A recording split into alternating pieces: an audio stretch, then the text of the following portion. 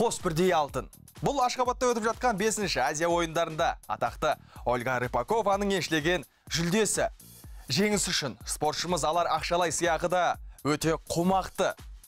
Әр әлемдік додадан жүлдесіз қайтпайтын жұлдызды жеңіл атлетіміз Ревенюске эксклюзивті сұхбат берді.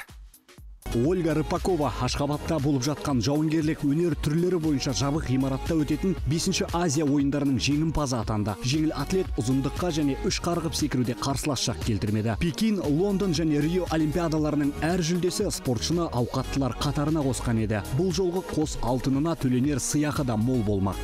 Бұл Азия ойындарындағы менің 4-ші немесе 5-ші алтыным. Ұзындыққа секіруде маған бәсекелестік әр сайыста аса жоғары. Себебі менің басымдығым ол үш қарғып секіру. Бұл жеңісіме қанша ақшалай сыйақы аларымды әлі білмеймін, дегенмен мен үшін қаражат емес, елімізге тарту еткен алтыным маңызды.